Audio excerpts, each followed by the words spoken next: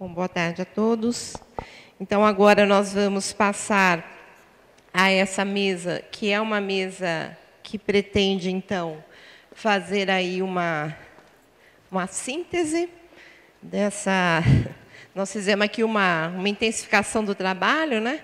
No sentido de 2 dias bastante intensos de trabalho e de muita estimulação às reflexões, para a gente poder ter aí bastante material para as nossas ações, né? Todos nós, cada um no seu campo, nas suas instituições, etc. Então, eu quero convidar para essa grande tarefa o José Marçal Jackson, que é ergonomista e pesquisador da Fundacentro, e também o Eduardo Siqueira, que é médico epidemiologista, professor da UMass, Boston, Estados Unidos. Então, eles vão aqui... Olha, me deram a informação errada. Ele está me dizendo que ele não é epidemiologista. Perdão. Então, eu já vou avisar vocês, eu vou dar primeiro a palavra ao Eduardo Siqueira e já vou dizer a vocês que ele está com um problema aí do voo e que pode acontecer dele ter que sair antes da gente encerrar completamente a mesa. Ok, boa tarde. É um prazer ter participado do evento durante essa semana inteira. E para mim foi muito interessante poder participar das oficinas que ocorreram na terça e na quarta e complementar com esse evento. Infelizmente, nem todos puderam participar da terça e da quarta, então eu vou tentar resumir um pouco o que aconteceu antes da quarta e da quinta. Eu participei da oficina que lidou com a discussão com os companheiros sindicalistas, grande parte deles aqui do estado de São Paulo, onde ficou muito claro, pelas apresentações que foram ao redor de estudo de casos, não estudos, mas casos, relatos de casos de diversos tipos de indústria, indo do petróleo para a indústria da cana, papel e celulose, bancos, enfim, um conjunto de relatos, alimentação, que deixaram claro que existe um inimigo comum, ou vários inimigos comuns. E com a palestra do Ricardo Antunes, ficou ainda mais claro que é o chamado tripé que ele colocou aqui, da terceirização, da precarização, dois dos elementos fundamentais que ele colocou, que era exatamente o que a oficina tinha colocado como pontos importantes de discussão e que, me parece, são elementos centrais que nucleiam os debates que nós vamos ter que fazer daqui para frente ao especificamente dedicar-se à análise dos acidentes, sejam eles fatais ou não fatais. Ou seja, fica muito claro que é essa mudança estrutural na economia brasileira. Eu fiquei muito satisfeito de ouvir aqui esse último debate, porque a minha preocupação é exatamente isso. Nessas oficinas, a gente não teve muita oportunidade de discutir a raiz de fundo que justificam e que explicam por que o Brasil optou por essa terceirização, por essa intensificação do trabalho, por essa precarização, e juntando um enfoque sociológico, que o Ricardo Antunes deu, com o enfoque econômico que nós acabamos de ouvir, fica claro que isso é um processo profundo na nossa sociedade e que, portanto, quem quiser analisar as causas de fundo, determinantes fundamentais do que está ocorrendo no ambiente de trabalho, tem que levar isso em consideração. Não é possível fazer uma análise de qualquer acidente, seja ele ocupacional, seja ele ampliado, seja ele industrial, sem colocar isso como pano de fundo. Evidentemente que é difícil estabelecer uma causalidade direta, mas a gente sabe que todas essas políticas levam a que os ambientes de trabalho se tornem caracterizados por isso. Então, uma das colocações que eu queria fazer e que eu acho que é importante a gente fazer para não ficar no terreno só da política como um todo, geral, e aquele dia a dia do trabalho separado, é ligar as duas coisas. Uma das sugestões que eu teria é que nas análises de ambiente, e aí mais ou menos explicando o que a gente resolveu fazer, eu vou me dedicar mais ao que eu acho, aquilo que não se falou muito. E o Marçal vai falar mais daquilo que se falou, ou seja, com a perspectiva também da racionalidade, da intenção, por que esse seminário ganhou essa conformação, discutindo com mais detalhe as questões que foram discutidas aqui sobre metodologia de análise de acidente, etc. Então, em cima do que não se falou pouco, eu acho que é fundamental nós entendermos os ambientes de trabalho que nós estamos estudando como ambientes de trabalho neoliberais. Ou seja, não é qualquer ambiente de trabalho que nós estamos estudando. Porque senão a gente fica achando, como muitos companheiros falaram, isso é um país capitalista, então nós temos ambiente de trabalho capitalista. Que eu saiba, eu sempre trabalhei em qualquer ambiente de trabalho no Brasil que são capitalistas. Eu quero saber o que é específico do momento atual que permite caracterizá-lo em função do que está ocorrendo na economia, na estrutura da economia nas últimas décadas. Eu vivi um período anterior a esse, o que já deixa claro que eu não sou tão jovem assim, onde os ambientes de trabalho não eram neoliberais, onde não havia neoliberalismo no Brasil. Então, evidentemente que se passou a existir o neoliberalismo com força nas últimas 2 décadas, é possível que a gente diga que foi diferente, isso agora está assim e pode voltar a ser diferente. Porque uma das ideias fundamentais do neoliberalismo é que não tem alternativa. Ou é assim ou não tem outro jeito. Ou melhor dizendo, ou é assim ou é a revolução socialista. Aí a gente fica naquele impasse. Até o socialismo não fazemos nada. Essa história eu já venho ouvindo há muitas décadas e não nos leva a muito lugar. A gente tem que entender o que a gente faz nesse caminho de transição. O que a gente faz para sair desse ambiente de trabalho ruim, que ficou bem caracterizado aqui, que é ruim, que está levando os trabalhadores a adoecer e a morrer. Mas diga-se de passagem, é preciso referenciar, a gente não ser maniqueísta. Trabalhar é melhor do que não trabalhar. Trabalhar mal é melhor do que não trabalhar, porque senão a gente não entende por que os trabalhadores aceitam o que eles aceitam. E na nossa discussão com os sindicalistas, houve uma companheira que se levantou e disse: a razão pela qual os trabalhadores aceitam é porque a outra alternativa é pior. Todos nós trabalhamos com métodos comparativos. A minha vida pode ser melhor ou pode ser pior. Então, muitas vezes eu aceito o que existe agora, porque eu sei que pode ser pior. Mas o que nós temos que apontar é o que pode ser melhor. Então, não adianta também apenas discutir o que a gente vê hoje. É importante apontar alternativas. E, nesse sentido, eu acho que para o futuro nós temos que discutir alternativas. Qual é o ambiente de trabalho que nós queremos? Sair da área do diagnóstico e passar para o prognóstico. Sair daquilo que existe hoje, porque é o que nós queremos que seja melhor. É possível, é viável, e como é que a gente chega lá? Bom, é possível o quê? É possível uma produção mais limpa. É possível um ambiente de trabalho saudável. É possível um ambiente de trabalho seguro. Nós somos aqui no Brasil aqueles que criaram a ideia do outro mundo é possível. Outro ambiente de trabalho é possível em todos esses setores que nós discutimos aqui. Todos eles podem ser melhor. Parte significa retomar o que nós perdemos, que é verdade, temos perdido muitas garantias, seja da CLT, seja da Previdência. Parte é criar outras alternativas. Porque se o país está se desindustrializando, se tornando um país de serviço, nós temos que parar de falar do chão da fábrica, porque já não existe tanta fábrica assim. Do jeito que a coisa vai, em 10 anos mais, se nós não mudarmos essa política, eu já vi esse filme nos Estados Unidos. As indústrias saem e passa a ser uma tal economia pós-industrial, de serviço, etc. Nós não estamos lá ainda, nós estamos longe disso. Mas há que discutir o setor de serviço, por exemplo, com muito mais detalhe. Que grande parte dos nossos trabalhadores trabalha em serviço. Grande parte dos nossos trabalhadores, que a gente não incluiu muito, é o acidente de trabalho na mão de obra informal. Se vocês forem ver o que nós apresentamos aqui do exemplo, que foi apresentado do exemplo dos Estados Unidos, foi uma farmácia, é um cara trabalhando dentro de casa e morrendo do mesmo jeito. Não é uma fábrica que está matando mais não. Muitos dos trabalhadores que estão morrendo hoje, morrem no setor de serviço. Então, acho que a gente tem que deixar mais claro isso. Sair daquela ideia que é só a indústria, a grande concentração de trabalhadores, para também os ambientes pequenos, onde tem muito incidente.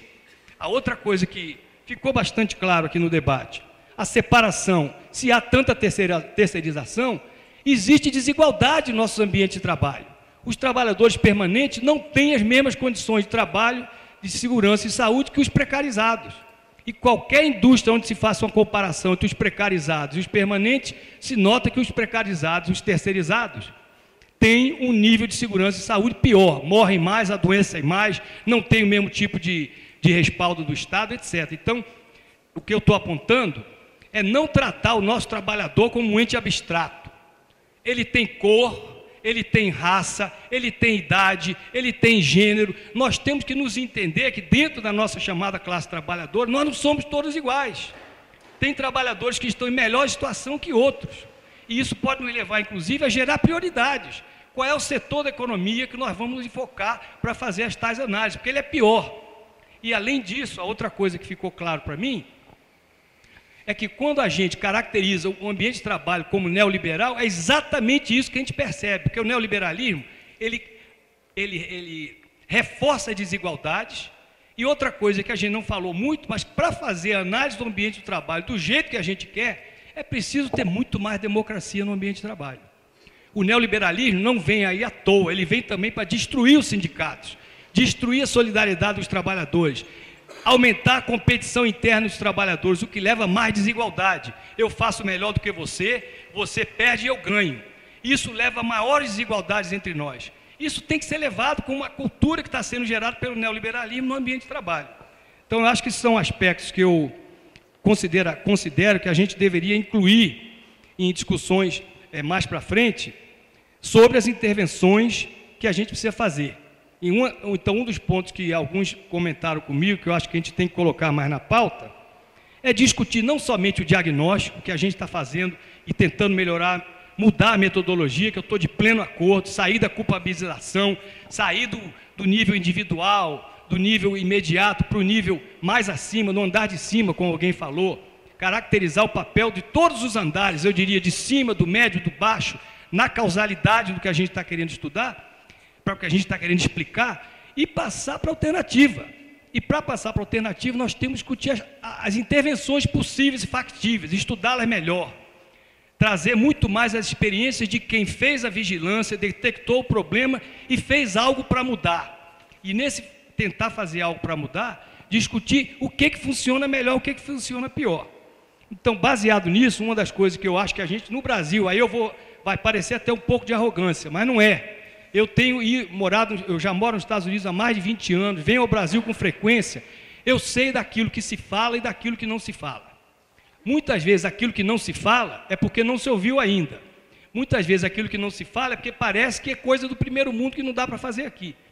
Eu acho que é o contrário. Muitas vezes coisas que eu ouço, que a gente faz lá com os imigrantes, que não são sindicalizados, que nunca tiveram proteção de sindicato, como aqui nós temos, nós estamos fazendo iniciativas, como a companheira Shelly mostrou aqui, com juventude, por exemplo, trabalho com juventude, de melhoria nas condições de trabalho, com trabalhadores imigrantes sem documento, com quem eu tenho trabalhado, os imigrantes brasileiros, em que a gente tem conseguido mudança de política, tem conseguido melhorias reais na vida desses trabalhadores.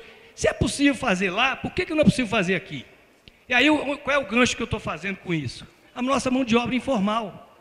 A nossa mão de obra formal, que não é muito discutida aqui, porque a gente está pensando mais em sindicatos, trabalhadores organizados, é cerca de 40%, se não 50% da nossa força de trabalho.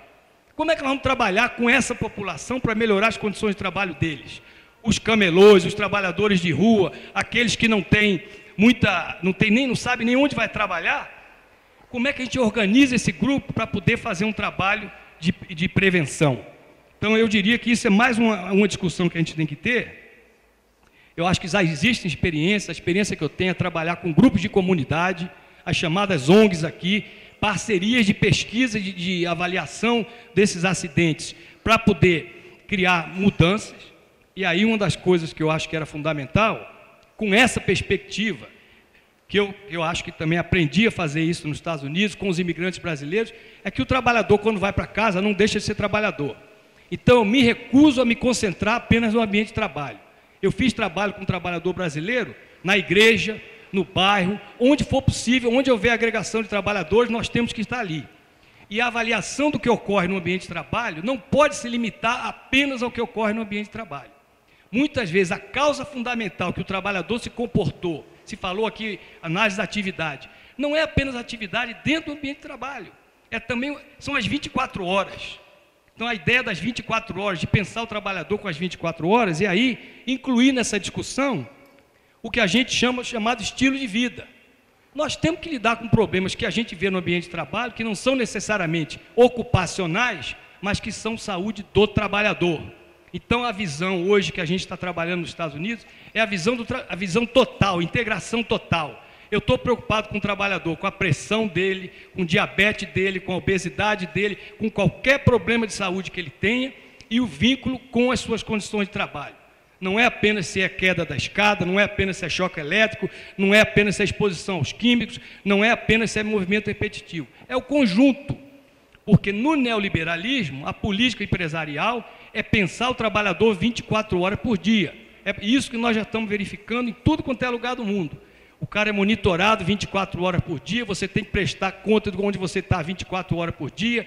Já existe agora GPS em caminhão para você saber onde você está 24 horas por dia. Essa é a política neoliberal.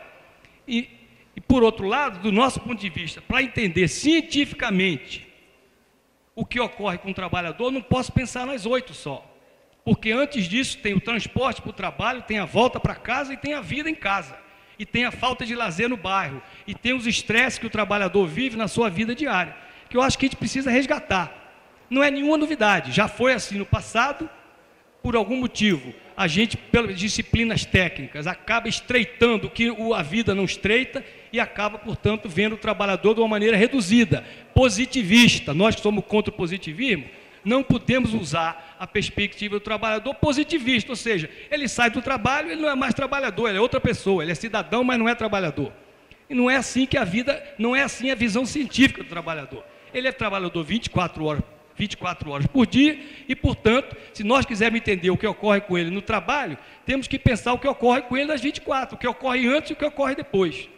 E eu fui aprender isso com o quê? Com o imigrante brasileiro, que eu não podia pensar no imigrante brasileiro apenas quando ele chegasse nos Estados Unidos, porque eu tinha que saber de onde ele veio no Brasil, qual era a experiência de vida dele no Brasil, como é que ele vive a vida dele fora do trabalho, porque no trabalho era muito difícil ter acesso, e nesse ambiente formal, às vezes, é muito difícil ter acesso ao trabalhador, então nós temos que ampliar, ou seja, a vida do trabalhador no bairro, às 24 horas por dia. E para concluir, a outra coisa que eu acho que poderia fazer parte das nossas discussões daqui para frente, é a ideia da parceria entre acadêmicos, profissionais e sindicalistas e representantes de outros grupos que não estão aqui, mas que porventura vão poder estar, e aí eu me refiro também aos imigrantes. Vamos abrir o olho, pessoal. Eu andei aqui no centro de São Paulo, não sei porque eu estou com óculos já pronto para ver isso, está cheio de haitiano aqui, imigrante boliviano, imigrante africano. Esse pessoal está fazendo o trabalho que o brasileiro já não quer mais fazer, super explorado, como é o caso dos imigrantes brasileiros, os imigrantes da América Central, mexicanos nos Estados Unidos. Por eu ter esse olho, eu bati o olho e disse, e o que nós vamos fazer com esse povo que está aqui na rua? Está aqui na rua e já são milhares no Brasil, ninguém sabe a conta direito, mas já é um número bem grande, que eles estão em Santa Catarina, eles estão em Mato Grosso, eles estão em São Paulo, estão no Rio, e cada vez que eu converso sobre esse assunto, o pessoal vai me dizendo, não, tem aqui também, tem ali também. Então, mais uma área para a gente colocar na nossa pauta. E em relação à forma de trabalhar com eles, eu vou concluir aqui, a ideia de fazer a pesquisa participativa, de fazer toda essa investigação participativa, como eu digo, de cabo a rabo, desde o início, resgatando quais são os acidentes que chamam mais a atenção dos trabalhadores e colocando como pauta fundamental para o que a gente quer analisar, eu considero aquilo que seria mais fácil a gente ver, que são os óbitos. Na discussão com os companheiros do sindicato, ficou bastante claro que nós temos uma experiência anterior no Brasil de ter um trabalho muito maior em relação às fatalidades no trabalho do que está ocorrendo recentemente. E junto com isso, colocar a perspectiva das famílias, as perspectivas dos acidentados e a experiência dos companheiros do caso Shell, BASF, aqui do Sindicato de Campinas, mostra muito bem como muitas vezes não é o só sindicalizado. E nós temos aqui centenas de milhares de trabalhadores que se acidentaram, que têm familiares sofrendo por causa disso, e nós temos que integrar. Então, inclusive, incluir essas pessoas na análise do acidente, coisa que nos Estados Unidos nós estamos começando a conseguir. O familiar tem direito a participar da análise do acidente, porque ele está preocupado em saber por que o marido dela morreu, por que o pai dela morreu, o pai dele morreu, por que o irmão morreu, e eles dão muitas informações úteis, que às vezes no ambiente de trabalho, nem o colega de trabalho sabe, porque o cara falou, foi para foi para a esposa, foi para a filha, coisas que ele trouxe, aquele sofrimento que ele trouxe, análise da atividade, não se resume ao ambiente de trabalho, se resume à vida que ele traz de casa também. E essa contradição de casa-família, nós temos que incluir, porque explica muitas vezes o comportamento do gerente, como nós vimos aqui, e explica o comportamento do trabalhador. Por que ele faz certas coisas? Não é só porque o gerente, a organização disse, é porque muitas vezes ele não queria fazer, mas ele sabe que tem que voltar para casa, porque ele tem que devolver para a família aquele dinheiro que eles precisam. Às vezes é para pagar o estudo de uma filha, e vocês sabem disso, qualquer trabalhador sabe disso melhor do que eu. Então, eu acho que esses são aspectos que eu veria como potencial para a gente incluir no futuro. Muito obrigado.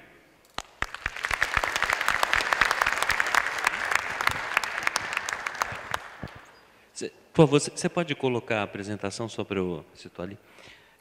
Bom, boa tarde a todos e a todas. Eu vou procurar ser breve, como bem fez meu colega Eduardo, e eu vou falar 3 pontos. Um primeiro ponto, eu vou falar sobre a construção social que nos trouxe até aqui. Acho que é importante resgatar um pouco por que a gente está aqui nesse momento.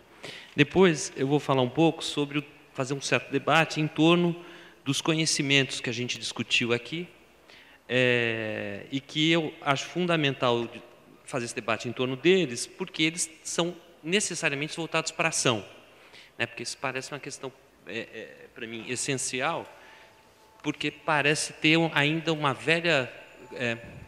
velho conflito, um velho mal-estar entre os atores sociais, os trabalhadores e os pesquisadores de serviço. Eu acho que isso, para mim, é um falso problema. Então, eu acho que preciso deixar claro que os conhecimentos que a gente produz só tem sentido porque são para ação. E, no último ponto, evidentemente, eu vou procurar abordar algumas pistas para a continuidade das nossas discussões. Bom, então, com relação ao primeiro ponto, a construção social, a gente tem que escrever essa construção na história.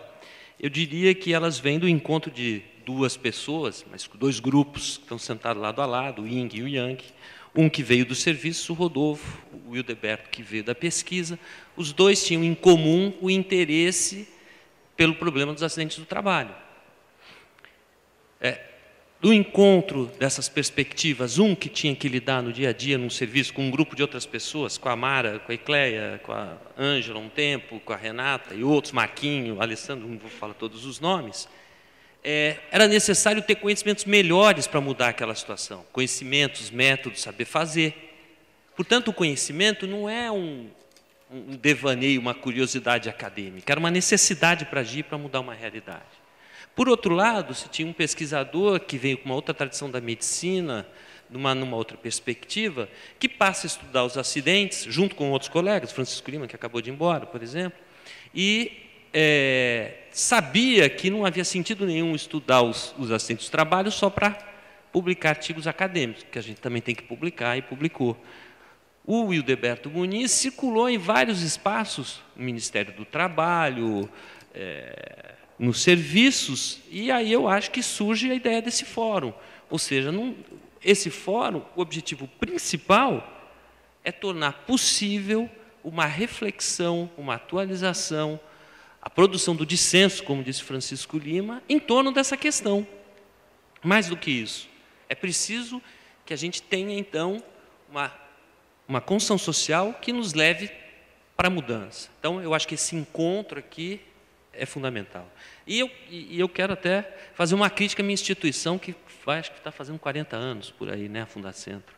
Hoje, o que há de mais inovador no Brasil, em termos de pesquisa sobre acidentes de trabalho, está sendo feito por esse pequeno grupo. Praticamente, no Brasil, só esse grupo estuda os acidentes do trabalho. Então, posso estar errado, Eduardo, mas me parece achar uma disputa entre pesquisa e movimentos trabalhadores, nesse caso, é infundada. Porque se essas pessoas que estão aqui, o que elas mais fazem é estar engajadas na saúde das outras pessoas. Então, isso é um falso problema, isso é uma falsa disputa. Essa disputa não existe, primeiro ponto. E esse evento foi construído assim. Teve oficinas, 2 dias, terça e quarta-feira, e depois um encontro aqui. Nos outros dias teve o quê? Que é uma questão estratégica para nós, que é construir um coletivo de trabalhos estrategicamente dotado de conhecimento para poder agir sobre isso da melhor forma possível. E, por isso, nós chamamos colegas estrangeiros que têm outras experiências e que vieram trocar com a gente, compartilhar com a gente. Então, de um lado, a gente estrategicamente está se dotando de conhecimentos melhores para poder agir, e no outro lado, na sala ao lado, a gente tinha pessoas dos serviços, da pesquisa e do movimento dos trabalhadores, para quê? Num processo claro de empoderamento coletivo. Ou seja, de nada adianta o serviço tentar fazer a pesquisa, produzir conhecimento e os trabalhadores continuarem sofrendo. Nós temos que, juntos, coletivamente, estar empoderados para enfrentar essa coisa. Então, esse é o primeiro ponto, que é um aspecto que parece essencial desses 4 dias. É a construção social, que nitidamente só significa de você possuir melhores conhecimentos para poder agir com um coletivo empoderado. Eu acho que isso é uma conquista fabulosa e que não pode ser perdida e tem que ser anotada. Bom, passemos para o segundo ponto, em torno dos conhecimentos para ação. Isso, então, só para mostrar ali um acidente que ocorreu em Americana, que foi apresentado numa pesquisa feita pelo Rodolfo e pela Manuela, e que foi colocado em discussão com os nossos colegas estrangeiros. E eu, enquanto brasileiro, né, fiquei na hora, confesso, um pouco envergonhado pela... você pode passar, cara, por favor? Só para... Então, é um acidente de um trem com um ônibus, uma passagem de nível, passa mais pouco, pode passar nas fotos para as pessoas irem vendo, vai, continua, pode continuar, vai indo, que eu quero só mostrar para vocês. Aí nós estamos chegando, né? Então a qualidade da sinalização, pode passar. A sala de controle da empresa de trem, passa mais. O banheiro que as pessoas tinham, passa mais. E aqui, então, os equipamentos que essas pessoas se utilizavam para controlar, ou seja, sinalizar a passagem de nível, impedindo, por exemplo, a passagem de carro, né? Dando um sinal sonoro e tal. Mais um, acho que tem. Bom, a gente para por aqui. O meu amigo João Roberto, curiosamente é meu amigo, coincidência, por questões pessoais e ideológicas também depois, falou de uma empresa que a LL, que é favorecida pelo dinheiro do BNDES. E essa empresa que administra, ou que está comprando a empresa que administrava as vias férreas brasileiras. Certo? E que foi atuada por trabalho escravo. Bom, então, o que é um primeiro elemento que me parece essencial para a gente refletir? O Ricardo Antunes veio aqui, o João veio aqui mostrar os determinantes sociais e econômicos que levam... Não, quando um sociólogo estuda isso, um cientista político estuda, ele vai falar todas aquelas argumentos do João para mostrar o uso do dinheiro, para onde vai o dinheiro público, onde BNDES e tal, e fala que causa acidente, mas ele não vê o acidente que ocorreu. E da natureza real, do concreto que aquelas pessoas viviam que estavam no momento do acidente. Né? Então, pode passar mais uma, vai, já que o Rodolfo está pedindo, o coordenador, eu obedeço. Olha, volta só um pouquinho, essa última, não, volta um pouco, só para mostrar aqui. Não, volta. Agora vem. Ué, cadê o Rodolfo? Aí, presta atenção. Esses eram os equipamentos que eles tinham dos meios para agir, para evitar o acidente. Tá? Então, eu acho que é o ponto, depois a gente pode mostrar mais algumas coisas, mas...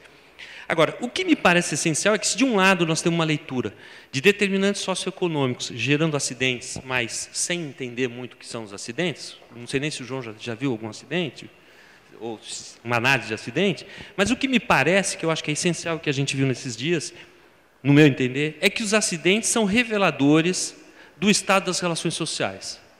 A leitura do acidente que a Manuela produz nos permite enxergar a sociedade que a gente tem hoje. E que por isso que me chocou quando eu comparei com os acidentes dos colegas de outros países. Porque o nosso acidente é uma bestialidade. É um trem passando em cima de um ônibus, numa rua, numa empresa privada que comprou o espaço público e que passa e mata pessoas. E o que é pior é que se discute se é a empresa ou se é a prefeitura municipal que tem que fazer as melhorias. A empresa comprou o espaço público, roubou, usa o espaço público e mata a gente. Então, isso revela a nossa história, a nossa realidade social. Os acidentes revelam a nossa história social. E daí a sua importância. Então, por isso que eu acho que a gente não pode ficar nesse diálogo, nessa disputa, falsa disputa entre trabalhadores e pesquisadores, que é absurda. Nós estamos com um fenômeno social que está na nossa mão para a gente estudar, e é fundamental estudar se a gente quer mudar essa realidade. Do mesmo jeito que os dados que o João apresenta, que são gritantes, esses resultados que também são chocantes, podem ajudar na nossa produção de argumentos para mudar a realidade. Então, eu acho que isso que é, no nosso debate, inclusive com os colegas, do ponto de vista até acadêmico das ciências sociais, é mostrar isso. Vocês têm que estudar os acidentes como fenômeno social. Não só como consequência das mudanças da sociedade. Não é só a terceirização que leva a acidente. Leia o acidente que você vai ver precarização, o uso do dinheiro e a promiscuidade entre público e privado tão rica, um conceito tão importante para Francisco de Oliveira, por exemplo. Então, o que movimentou, no meu entender, bom, a partir desse pressuposto, né, que os acidentes são reveladores da realidade social, mas o que a gente ganhou aqui hoje, sabendo que nós temos um combate claro contra a noção de erro humano e de ato inseguro, que eu acho que é capital, porque nós estamos fazendo muita injustiça ao culpar os próprios trabalhadores que são vítimas dos acidentes. Então, esse é um ponto de partida fundamental para nós. Então, o que se mostrou? Bom, de um lado, o nosso grupo, eu já estou me incluindo aí, ele tem um interesse muito maior nos acidentes de trabalho do dia a dia do que nos chamados acidentes industriais, das grandes catástrofes. Só que as catástrofes ensinam a gente um monte de coisa, daí a importância dos nossos colegas da França, dos Estados Unidos, etc., que já desenvolveram muitos conhecimentos sobre isso. E por que que? Quais são alguns elementos que nosso debate nesses dias me mostrou para mim, eu acho que deve ter mostrado para outras pessoas também. Primeiro, que se tradicionalmente a ideia é que os problemas eram técnicos, uma constatação dos nossos debates foi ver que o que é comum à maioria dos acidentes, tanto industriais quanto do trabalho básico, são fatores organizacionais. E que eles não são como o Chicão falou, na questão de genótipo e fenótipo. Na verdade, se tem um genótipo, um gene comum, é a influência dos modos de organização e da gestionalização cada vez mais presente na sociedade, na origem dos acidentes. Então, esse é um ponto super importante. Como é possível um fator tão importante, como as questões organizacionais, serem desconsideradas invariavelmente, na maior parte das vezes? Então, a gente aprende com os acidentes industriais, as grandes catástrofes, que o fator organizacional, os fatores organizacionais são fatores comuns. Então, isso é fundamental. Um outro elemento que me pareceu, que me saltou aos olhos, foi a ideia de uma análise independente. Até porque a análise independente significa o quê? Que o analista não tem relação nenhuma nem com o Estado, né? Apresentação feita pelo nosso colega do Chemical Safety Board. Por que isso? Porque o próprio Estado, o agente regulador, como ele disse hoje, pode estar relacionado com o interesse das empresas, do setor, né? Não vamos falar a empresa, do setor, ou seja, ele está interessado na produção de royalty. Então, o próprio Estado está associado ao acidente. No nosso caso, a gente tem um exemplo grave, que é da Agência Reguladora de Energia Elétrica, que, pela sua forma da produção da padronização das concorrências da concorrência pública, tal como ela é colocada, né, fomentando a concorrência entre as empresas e que leva a terceirizações, etc., está literalmente mandando trabalhadores serem queimados em praça pública. A origem do acidente está no texto que define a concorrência entre as empresas. Então, como é que é possível levar esse fator que é crucial em conta se a gente não tiver uma análise independente? Esse é um outro ponto que me parece fundamental. E aí, também, que saiu na nossa discussão, a importância de sumir as camadas de determinação, e no caso o próprio Estado pode estar. E como mostra o João, no caso brasileiro, é evidente que tem relações que mereceriam ser estudadas. Lógico que nós não vamos resolver isso aqui de uma vez por todas. as agências reguladoras precisam ser estudadas e a regulação do trabalho precisa ser estudada. Bom, um outro ponto que o Yves Jean apresentou que parece interessante é mostrar, só para fazer uma pequena analogia, que no caso das assistentes industriais, a gente passou por etapas. Uma primeira etapa técnica, nos anos 70, 80. Depois, uma etapa de fatores humanos, né, do erro humano. E depois, uma terceira etapa, que seria a etapa organizacional. O que é interessante nesse discurso é que, se o problema dos acidentes é visto como técnico, os únicos profissionais que podem resolvê-los são engenheiros, os detentores da técnica. Aí, eles percebem um erro, assim, 3 Mile Island, um dos mais famosos, né, da história, é um turning point, né, um ponto de virada. Por quê? Porque ele mostra e coloca claramente, como foi discutido, que era um problema de erro humano, de fator humano. E nesse ponto, eu acho que os próprios engenheiros se traíram, porque a partir do momento que eles dizem que é um problema de fator humano, não é mais um problema de engenharia, é um problema de psicólogo, de sociólogo, e os outros acidentes que passam a vir depois não são mais estudados por engenheiros. Essas grandes catástrofes, né? Estou falando das grandes catástrofes. Então, a gente opera, nesse momento, um deslocamento entre o saber legitimamente reconhecido para estudá-los, a engenharia, e a gente passa a incluir outros saberes. Agora, vamos voltar ao nosso interesse, qual seja a da segurança do trabalho banal, a do dia a dia, dos acidentes que morrem na construção, na indústria, etc., no petróleo, etc. O que acontece? Os fatores hoje que explicam, a gente teve várias sessões do fórum anteriores que mostram que são os fatores gerenciais organizacionais do trabalho, a segurança do trabalho dia a dia, os acidentes do trabalho, são os engenheiros que têm o poder de agir nesse campo. Com o agravante brasileiro, é que eles pertencem às empresas.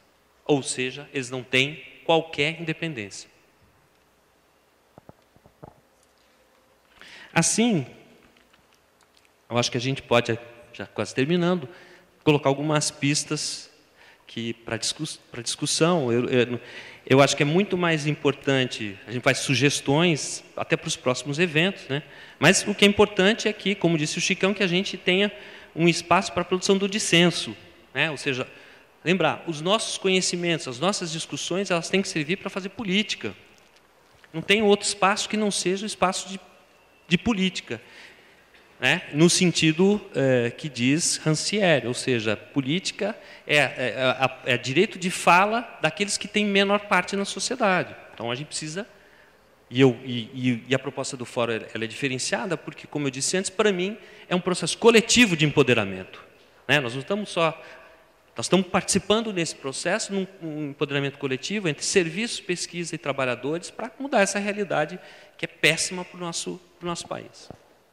Então, quais seriam alguns elementos para a pista? Eu acho que é fundamental repensar radicalmente a formação dos profissionais de segurança e medicina do trabalho, etc. Não é possível mais, e eu acho que até objeto para pesquisas, que a profissão do engenheiro de segurança tem uma profissão estritamente técnica, se o determinante maior dos acidentes é organizacional. Então, acho que teria uma pauta para a nossa agenda discutir a formação. Por outro lado, a discussão hoje aqui sobre a questão da justiça, né, e o papel da justiça na questão, no meu entender, que de certa forma até passa a ocupar espaço que os serviços não estão fazendo, eu acho que a gente precisa discutir o aumento do poder de agir de regulação do Estado. Não é até quando nós vamos aceitar o Ministério do Trabalho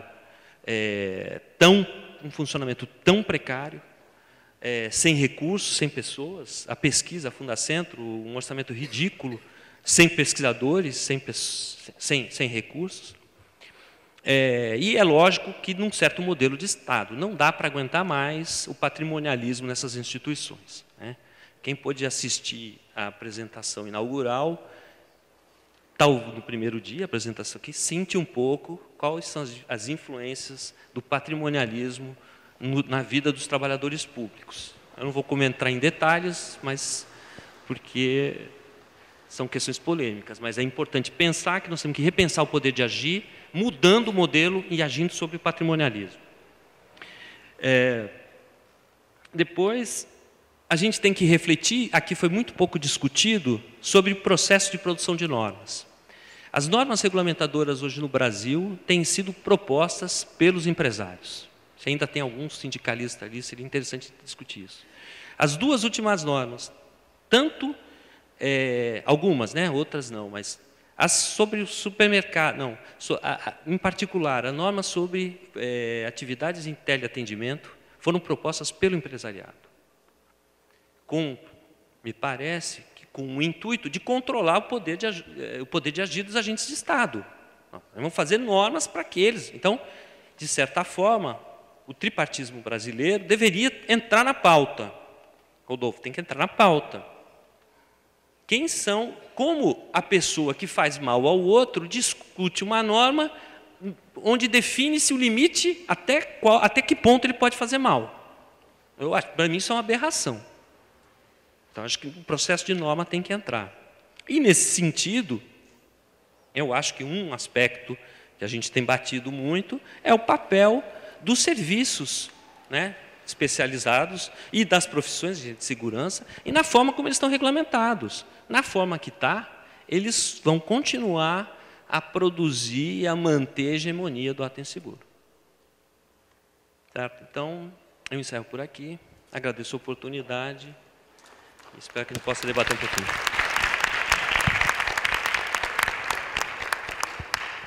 Bom, eu agradeço a participação, então, aqui do Eduardo e do Marçal. Acho que a ideia, então, dessa mesa é que a gente pudesse ter essa participação. A intenção do seminário não era somente de apresentar, quer dizer, a proposta é exatamente que fosse um espaço de reflexão para todos nós, e a intenção aqui da mesa é que eles trouxessem pontos que, além de toda a discussão desses 2 dias e das oficinas, nos permitissem pensar pautas de ação, né? E agradeço, porque acho que os dois fizeram isso de uma forma, de fato, sintética e bastante, com muita contribuição, e ainda se organizaram no sentido das 2 falas, que ficou, acho que, bastante interessante. O Eduardo está me dizendo que ele já precisa sair. Eu não vou abrir, nesse momento, a palavra de discussão. Eu não sei se eu queria só dizer para vocês, porque eu acho que a gente já estourou. Eu queria só dizer que a ideia da proposta do próprio seminário, do grupo envolvido com isso, é de que a gente tenha um documento síntese. Eu acho que todas as discussões, inclusive aqui as questões que os dois trouxeram nessa mesa, apontam exatamente que as questões técnico-científicas não são suficientes para a gente resolver as questões em relação a essa situação que é bastante alarmante de todos os sofrimentos, enfim, que vêm no trabalho, não só dos acidentes, mas de todas as outras violências, de que, para além desse tipo de ação, dessa forma de agir, que cada um na sua seara vai tentando contribuir, mas a gente precisa mais do que isso. E é nesse sentido que a gente pensou em ter talvez um outro manifesto, para além daquele específico do ato inseguro, um mais geral. Isso provavelmente será elaborado por um grupo posteriormente a esse seminário e será divulgado na página do fórum, outros meios, e talvez seja algum documento a ser encaminhado. Então, eu agradeço mais uma vez. Encerrar a mesa e chamar os coordenadores do fórum para fazer o encerramento, os agradecimentos, por favor.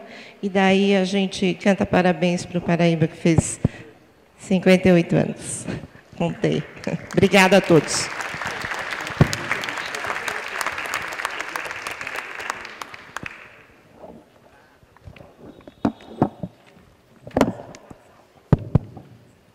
Bom, o dia 27 de agosto, eu fiz 28 anos. Bom, pessoal, na verdade, dado o adiantado da hora, a principal coisa que eu gostaria de fazer aqui é registrar os nossos agradecimentos. É uma lista enorme aqui de instituições, desde as nossas faculdades, né? Faculdade de Saúde Pública, Faculdade de Medicina de Botucatu, que nos A Dionísia também podia vir aqui pela questão da coordenação do fórum, né? As faculdades assim, nos apoiaram de diferentes maneiras, com infraestrutura, com pessoal que esteve fazendo compra de passagem, resolvendo 1001 pepinos e ainda o pessoal que veio contribuir no apoio aqui hoje, alunos nossos de pós-graduação, até de graduação, que vieram também aqui, e alguns estão aqui até hoje, né? E num trabalho que começou, eu já nem sei mais há quantos anos atrás, né, Rodolfo? Porque quando esse camarada aqui, assim, é ótimo trabalhar com ele, mas, ao mesmo tempo, é ansiogênico o tempo todo, porque ele, de repente, assim, o Silvio falou que tinha um dinheiro que podia usar, o procurador Silvio, né, que precisava destinar para alguém, se a gente sabia para quem ele podia destinar, nós sabemos. Né? Aí o Silvio falou, não, você podia fazer uma proposta do que fazer com o dinheiro. O Rodolfo, na hora, falou de fazer um seminário internacional e já apresentou um orçamento, só que a proposta de orçamento dele, depois a gente foi ver, não cobria provavelmente metade dos custos que a gente acabou tendo. E daí, felizmente, a gente foi construindo, foi tendo apoio de outros parceiros, da Secretaria de Estado da Saúde, a Simone e a Rose. Essa dupla, assim, sabe, se eu for ter mais filhas, eu vou querer que sejam que nem elas duas, assim, lindas, trabalhadoras, inteligentes, e ainda com uma capacidade de trabalho, de mobilização de recursos, de pessoal, trouxeram muito apoio, assim, gente que está nos ajudando até hoje aqui, né? Então, o financiamento desse encontro, como vocês sabem, veio, então, graças ao Ministério Público do Trabalho de Campinas, principalmente essa iniciativa do procurador Silvio Beltramelli, da Secretaria de Estado da Saúde, da área da Coordenação de Saúde do Trabalhador, CVS, né? E também da Fundacentro, que no meio do caminho a gente resolveu bater na porta e pedir dinheiro e conseguimos, por exemplo, recursos para pagamento da tradução simultânea desse trabalho, também um outro grupo que acho que em local onde tem as coisas acontecendo, é só trabalhar que fica invisível. Né? Aí quase ninguém vê, mas foram maravilhosos esse trabalho delas com a gente e com recursos da Fundacentro. Então, o Centro Técnico da Fundacentro, além dessa ajuda, ainda... Tchau, João. Obrigadão, hein? Eu vou falar de mais um compromisso que nós assumimos aqui na última conversa ali. A área de eventos da ergonomia, a área de eventos da Fundacentro, a área de ergonomia, o pessoal de assessoria de comunicação lá, também se desdobrou em nos apoiar e viabilizar, enfim, esse evento aqui. Entre os outros parceiros, o Sereste de Piracicaba e a Secretaria Municipal de Saúde, lá de Piracicaba, nos apoiam nessa trajetória o tempo todo, então não é à toa que vocês viram vários dos profissionais da equipe aqui. Eu não vou citar nominalmente, porque senão a gente esquece uns aí, mas nos apoiaram o tempo todo, também a Gerência Regional do Trabalho e Emprego de Piracicaba, principalmente na pessoa do Antenor. Outro parceiro dessa trajetória foi a Associação Nacional dos Magistrados do Trabalho, onde a doutora Silvana já tem mais de um ano que nos apoia nesse trabalho e viabilizou, inclusive, uma parceria, uma ponte muito interessante de presença de desembargadores, de juízes do trabalho nesse evento e nas etapas preparatórias. O Eduardo Siqueira, foi um caso à parte, porque além de ter sido um convidado, ele foi uma pessoa que nos apoiou demais, com sugestões de nomes. Eu não conhecia, assim, aliás, já conhecia por parte dele, já tinha me sugerido a gente várias vezes de trazer o Bill Royle aqui, e a gente não tinha dinheiro para trazer. Mas dessa vez ele sugeriu vários outros nomes, foi ele que nos colocou em contato com a doutora Cherry e com outros palestrantes, além de nos ajudar em várias discussões de planos B, quando uma coisa não dava certa. Então, foi outro que nos apoiou muito. O Chicão, o professor Francisco Antunes Lima e o Raoni, o próprio Ix e a Flora Vezar, nos apoiaram em várias coisas, entre outras, na revisão da tradução desse livro Fatores Humanos e Organizacionais da Segurança, que foi lançado aqui, na preparação da edição brasileira do livro do René e do Lohri, que foi publicado aqui, além de nos ajudarem nas discussões da preparação do evento. O Raoni foi até tradutor aqui, vocês viram aqui, depois das 5 horas, ele nos ajudou aqui com tradução.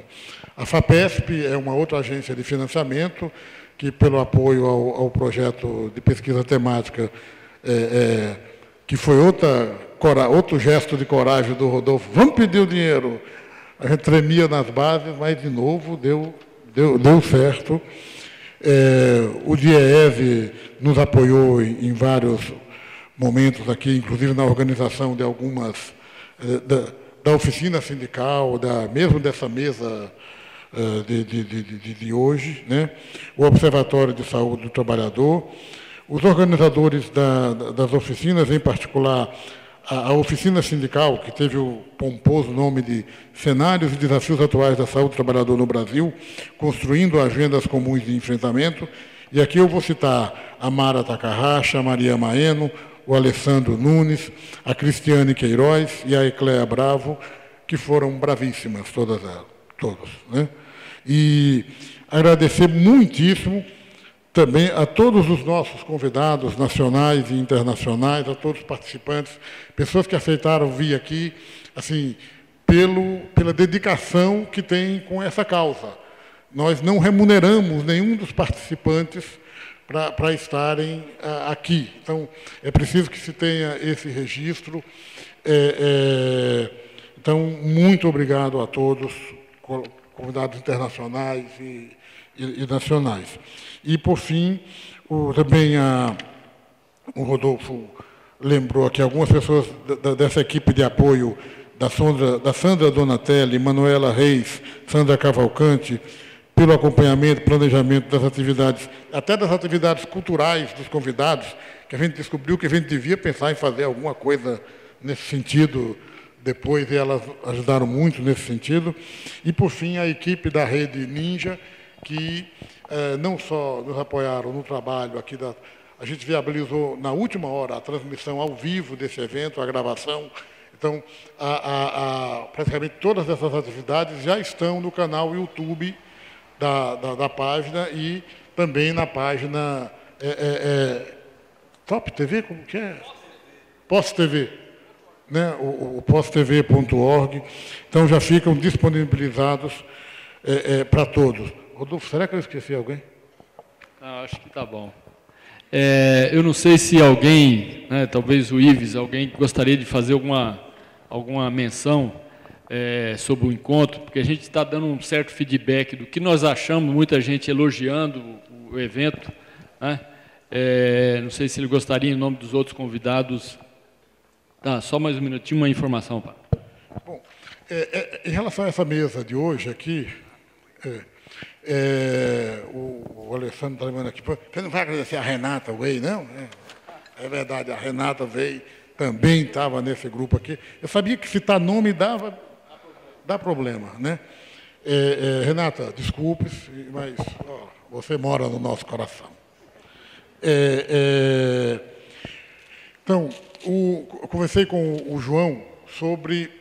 Eles têm, com a plataforma Mais Democracia, uns documentos de Constituição, onde fazem uma série também de recomendações, de proposições políticas, de que mudanças, inspiradas no mote do tema deles, de mais democracia, né, seriam necessárias para que a gente tivesse um uso de recursos por parte do BNDES, esse uso de recursos públicos do Estado brasileiro, feitos em mais consonância com os interesses daqueles que estão preocupados com a saúde dos trabalhadores, os interesses da saúde, né, dos trabalhadores em defesa de sua saúde, da redução dos impactos de meio ambiente, e, enfim, a necessidade também de que, nesse processo aí, a gente tenha sempre, na hora de se decidir a aplicar os investimentos, exijam cláusulas de contrapartida, não só de preservação de empregos, como de preservação de cuidados com o meio ambiente, com a saúde dos trabalhadores. Ele aceitou a incumbência e ficou, dentro de uns 10 dias, está atualizando o material que deve se transformar numa dessas proposições que a Dionísia lembrou aqui no final da mesa, que a gente estava tentando fazer. Porque eu achei que a denúncia que o João trouxe foi assim, muito contundente e é importante. E esse tipo de reivindicação, de preocupações de contrapartida nesses investimentos, já é parte da própria experiência sindical em outros países. O Canadá tem belas experiências nesse sentido, e eu achei que ninguém melhor do que ele para ajudar a gente nessa tarefa. E, felizmente, ele topou nos ajudar.